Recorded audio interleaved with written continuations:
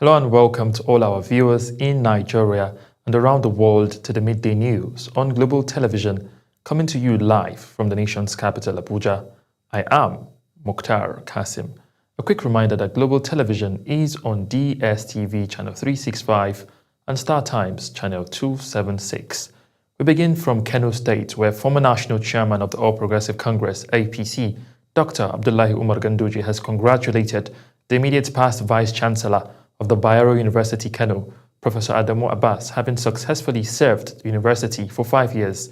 During a grand academic salute in honor of Abbas, academicians acknowledged the transformative leadership of the former Vice-Chancellor within the last 5 years. Global Television correspondent Idris Jibrin will bring details of this report to you in our next bulletin. Let's head to Imo State, where the police command says it is winning the battle against crime. At a press briefing in Owerri, Commissioner of Police in the state, Aboki Danjuma, announced the arrest of more than 700 suspects in just 2 months, alongside the rescue of kidnapped victims and the recovery of weapons. Our correspondent, Amarachi Ibe, has details.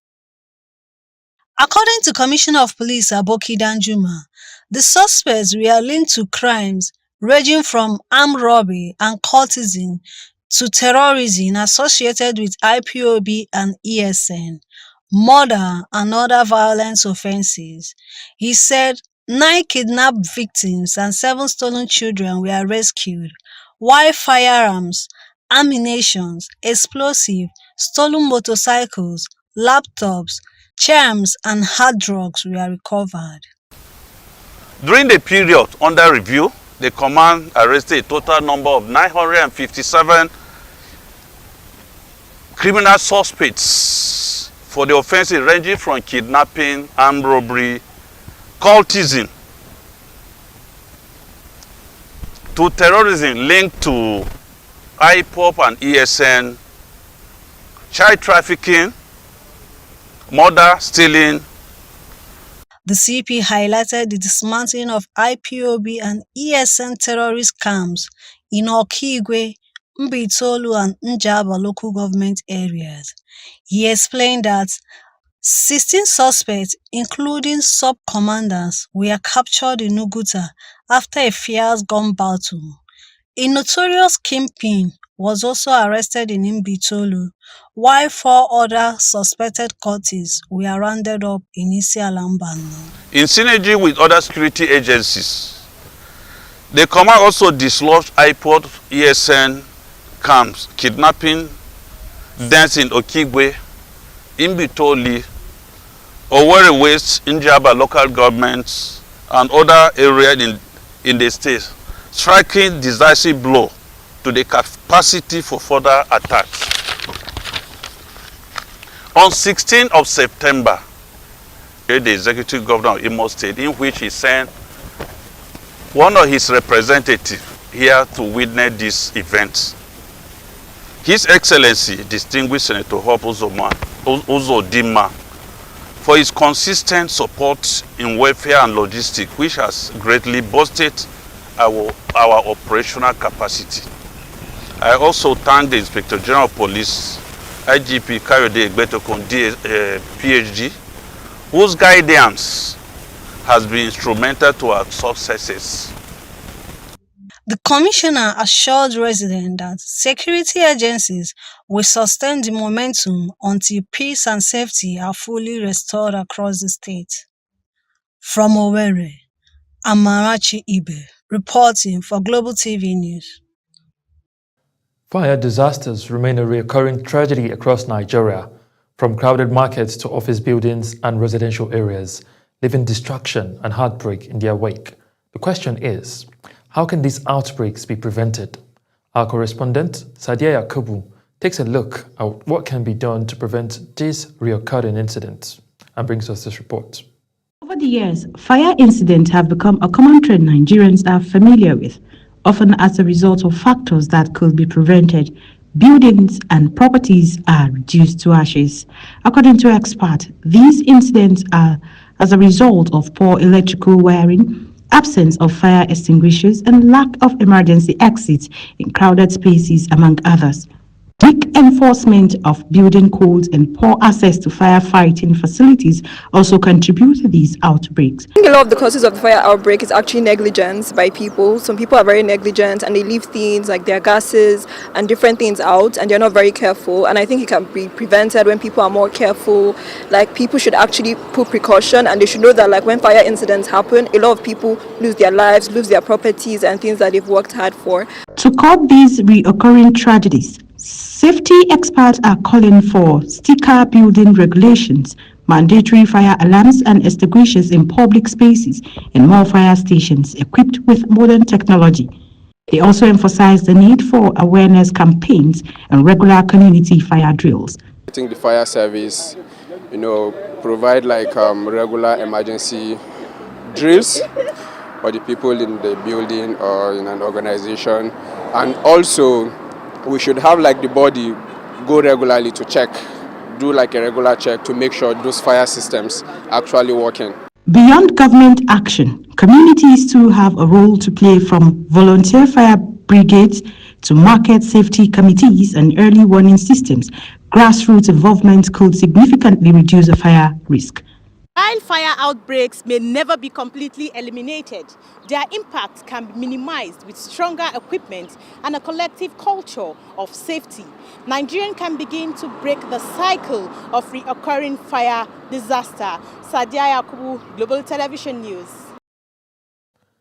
And now to developments in the health sector, where after days of industrial action that disrupted healthcare services across Abuja, the Association of Resident Doctors in the Federal Capital Territory has suspended its strike following successful negotiations with the government officials. Kabir Hassan reports. At a press briefing in Abuja, the Association of Resident Doctors announced the suspension of its strike, confirming that the federal government has met all pending demands. The doctors say they will officially resume work on Monday, September 22nd, 2025. I want to make this announcement that today the Congress voted to suspend the strike that has been there for some time now. And this is because of the fact that the FCT minister had granted all our requests. The FCT Mandate Secretary for Health, Dr. Ade Dolapo Fasawi, while commending the doctors for their decision, reassured residents that there are no confirmed cases of Ebola in the territory, despite recent speculation. I also want to make it clear that this is not the first case or the first suspected case we have had this year, but due to an effective and efficient surveillance system put in by the administration of Barrister Yeltsin Wike, we have been able to follow the protocols like every other state, even doing better than every other state. He has approved that all the agitations not only be looked into, be paid. We should ensure that even more doctors, using this opportunity to also announce that the minister has approved for more healthcare workers to be employed in the FCT. She added that the administration remains committed to improving healthcare delivery, equipped hospitals, and clearing all outstanding payments owed to staffs. Kabir Hassan reporting for Global TV News. Now, 3 decades after their commissioning, the members of the Nigerian Defense Academic's 47 regular course reunited in Abuja to celebrate their 30th anniversary. The event brought together members from across the country to relive memories of service, brotherhood, and resilience. Samuel Odi completes the report. The anniversary activities began on a lively note with a symbolic unity walk, followed by an energetic aerobics section to keep the spirit of fitness alive among the alumni. Old friends and comrades reconnected through laughter, sweat, and stories reflecting the discipline that shaped their formative years at the academy. According to the organizing committee chairman, Commodore Ahmed Madawaki, says this marks the first time in 30 years that the entire group has come together, a testament of the challenge they faced, but also to their resilience. The first time we've been able to meet since we left the Nigerian Defense Academy. So it's a very memorable time for all of us. Everyone has been busy. We've been trying to organize this for years. We haven't. But to the glory of God, we've been able to do it this year, which marks the 30th anniversary. The anniversary featured a health talk, interactive games, and a moment of reflection. Beyond the festivities, the event served as a reminder to their enduring commitment to service, unity, and the nation they once pledged to defend. Samuel Odi for Global Television News. Let's head to Benue State, where Governor Hyacinth Alia has flagged off the Benue Investment and Property Company's Eco City Estate in Makurdi. Our Benue State correspondent, Felicity Inderi, reports that the initiative promises to deliver over 1,000 modern and affordable homes for residents across the state. At the former Benue Brewery quarters in Makurdi, the foundation stone was laid for what is expected to be one of the state's most ambitious housing projects. Representing Governor Hyacinth Alia, Deputy Governor Sam Odi laid the groundbreaking for the 1,080-unit Eco City Estate. The governor pledged that his administration would transform Makurdi into a modern city where quality and affordable homes are within reach for residents. We are going to, as a government, conscious of the fact that we are putting this huge investment here, connect the dualization that is ongoing between Wurukum all the way to Mu, together with this, so that there will be access into this and the other wing of this estate that we are putting up. We must connect this city to the modern infrastructure that we are putting across the state. The Group Managing Director of BIPC, Dr. Raymond Asmakaha, disclosed that 30 hectares of land have already been secured along Makurdi-Boko Road for the low-income housing scheme, a move he says will ease the burden of rent and property ownership. There's a lot of high costing of housing in Benue. Knowing the fact that recently some people wrote that the housing is very expensive, so we want to crash everything down to affordable because we want to reduce the high cost of renting in Benue State, and that's why we are driving this revolution as of today. This is the first phase. The second phase is the next street, and the third phase is the one on the Boko Road. The Secretary to the State Government, Tabara Abe, praised the government's investment in housing, while the General Manager for Real Estate and Infrastructure, Lucy Jato, provided insight into the technical design of the project. The government of Benue State is partnering seriously with the Federal Mortgage Bank, and government is at advanced level discussions with them to ensure that we have a replication of housing. Civil servants are going to be prioritized, and other non-formal sector workers as well, so that the gap is bridged. We're talking about a home where an estate where we have power 24 hours. So on this land we're standing here today, we're going to have duplexes here as the homes for the estate, not like bungalows that were done in the past.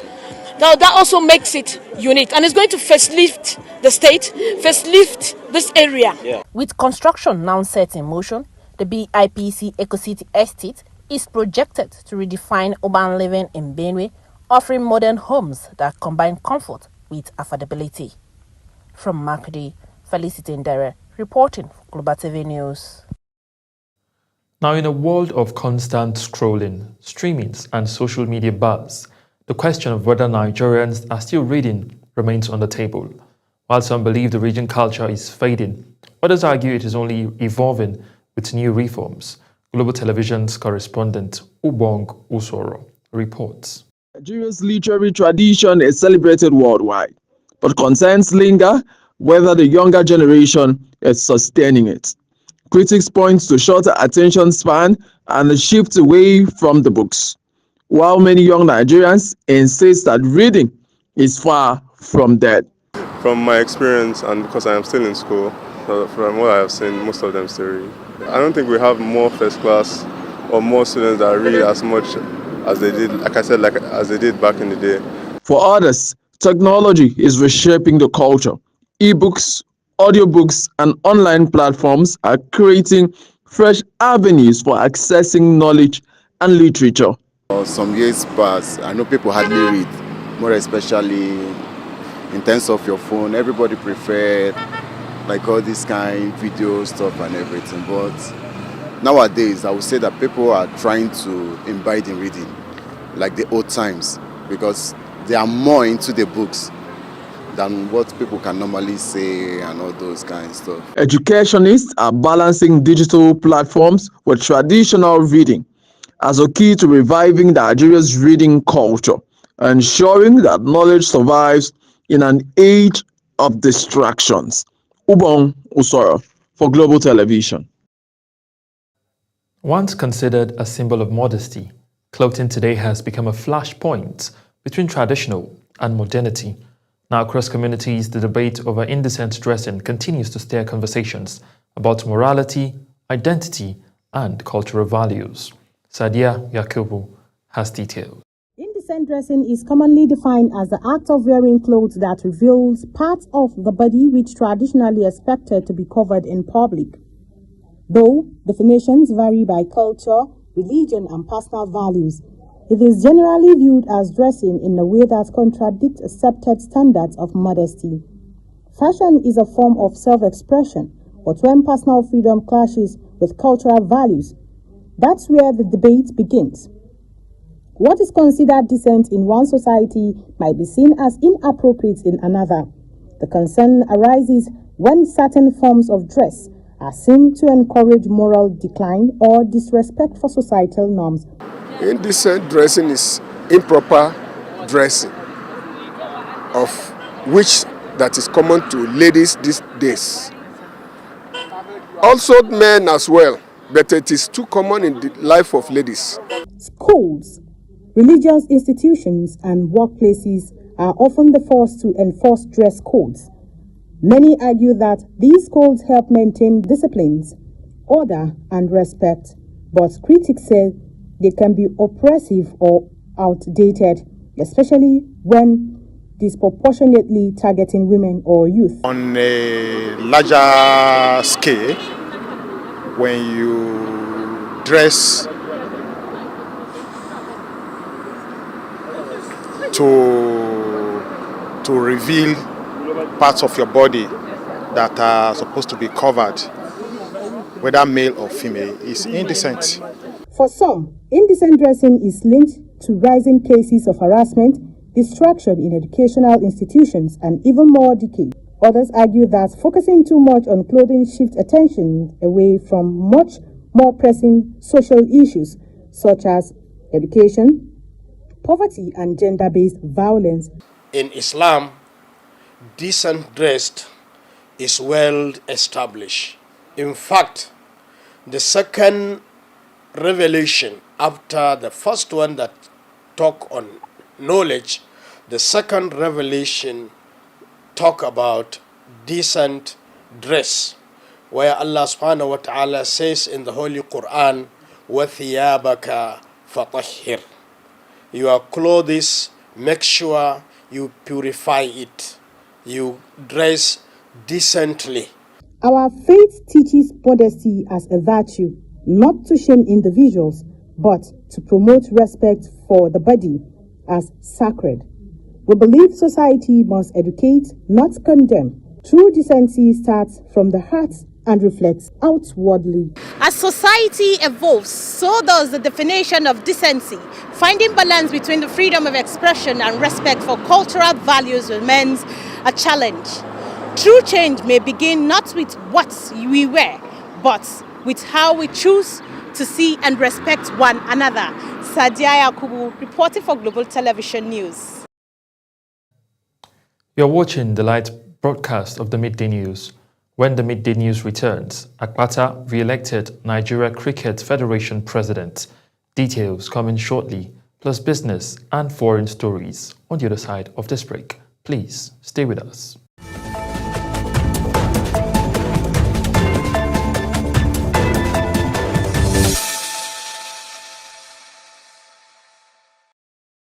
You're welcome back from that break. If you're just tuning in, this is the Midday News on Global Television, coming to you live from the nation's capital.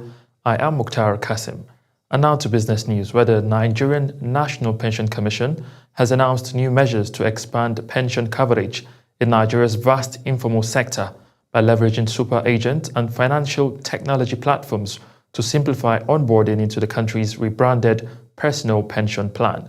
The initiative was disclosed at the 2025 Annual Conference of Nigerian Association of Insurance and Pension Editors, themed Strengthening Insurance and Pension Framework for Better Economy. The Commission's Director General Omolola Oluwararan, represented by the Head of Corporate Communications, Ibrahim Boy, acknowledged that onboarding difficulties have been a major barrier to the scheme's growth.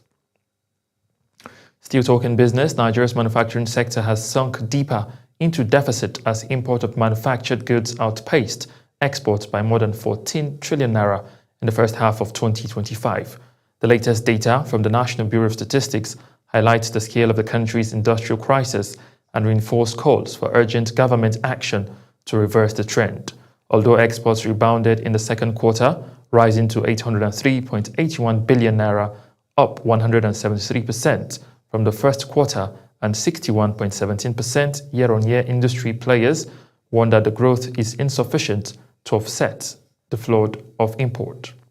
In another development, the United States President, Caucus Bureau and the Bureau of Economic Analysis says Nigeria earned $2.21 billion from crude oil exports to the United States in the first 7 months of 2025. The agency stated this in the fresh data it released, and the figure underscores Nigeria's continued role as America's largest African crude supplier, even though shipments have weakened compared to last year. The data showed that the customs value, which measures the crude price at the point of export, stood at $2.16 billion on a cost, insurance, and freight basis, which account for full landed costs, including shipment and insurance. The value rose slightly to $2.21 billion. And now to news making rounds on the foreign scene. United States President Donald Trump has publicly urged his Justice Department to take action against his enemies, the latest in a series of moves that critics say have shattered the agency's traditional independence. In a social media post addressing Attorney General Pam Bondi, Trump fumed over the lack of legal action against California Senator Adam Schiff and New York Attorney General Letitia James, both Democrats. Now, Schiff and James are among a handful of people who have been accused by a close Trump ally, Federal Housing Finance Agency Director Bill Pulte, of falsifying documents on mortgage application. Pro-democracy protesters from Etwasini gathered outside the United States Embassy in Pretoria, voicing strong opposition to a reported deal between the United States government and the Etwasini monarchy that would see deported migrants returned to the Southern African Kingdom. Protesters accused King Matwatsi III, Africa's last absolute monarch, of striking the deal for personal gains, allegedly accepting up to $500 million in exchange for the benefits to ordinary citizens of the Swazi. The protest highlighted broader frustrations with Eswatini's economic inequalities and authoritarian rule. And now talking sports, where the president of the Nigeria Cricket Federation, Uyi Akpata, has been re-elected for a second term in office. Akpata emerged unopposed during the federation's annual general meeting and board election, which ended in Abuja.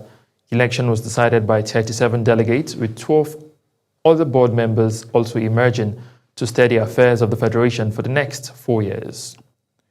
And now talking football, where the Flying Eagles have opened preparations for the 2025 FIFA Under-20 World Cup with a 1-1 draw against host Chile.